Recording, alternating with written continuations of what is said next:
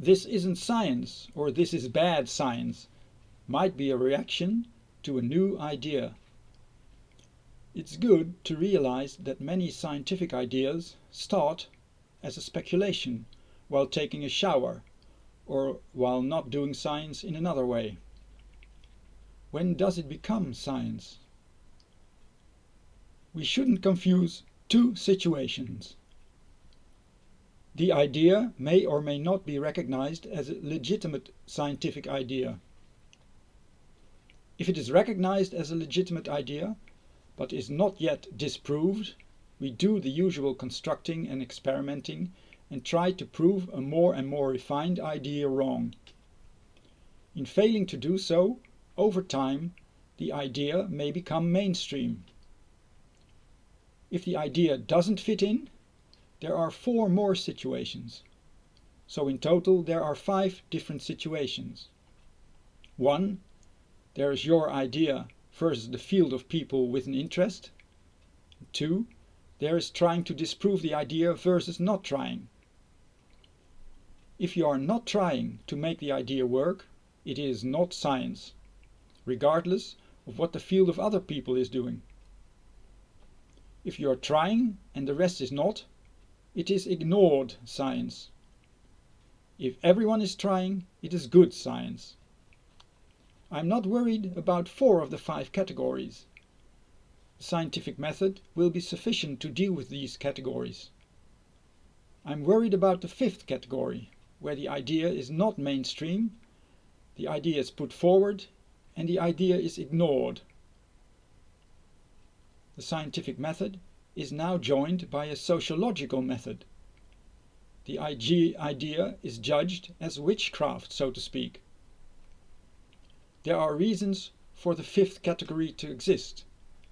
The category of ignored ideas is the most uncertain category in terms of content. There are money and time issues, and sometimes even other dangers for the establishment. Slowdown in the potential growth of established science is a possible downside for science. So the only situation we should be worried about is the situation of ignored ideas and ignored science. The rest will take care of itself in time.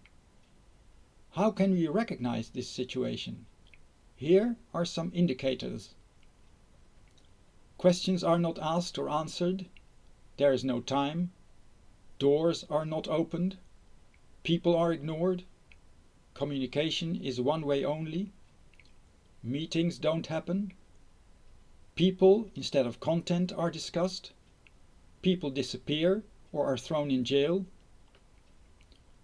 An obvious example is arguing that the Earth is a sphere while everyone else thinks it's flat. Another great example, in a question that a professor of mathematics has been asking for some decades now. He's asking if anyone can give him a proper definition of infinity and continuity, because he has demonstrated that the ones he finds in mathematics textbooks are flawed. One would expect the establishment to either show a proper definition with arguments, or admit that the professor's reasoning is correct. But neither is the case. There is also no certainty that time will take care of this issue, although a shift in opinion seems happening because communication is supported by technological advances. This makes it an example of ignored science in my book. Another example is responding to work of others without using questions or arguments, but instead doing so with relational or emotional comments. This may scare people with scientific intentions from taking notice of the work. There is a scientific obligation to disprove an idea using arguments. Scaring people away is not considered disproving an idea by argument. That is why I have decided to take down any comments in the comment section that are not questions or arguments relating the content of the clip. This includes removal of comments like "I love or hate it," or this is not science, or such and such is a bad person, or I do not agree, period. There are buttons for likes and dislikes to satisfy this type of urge. On the other hand, questions like, can you explain this specific thing at time X about such and such in more detail because I do not understand it, are legitimate questions.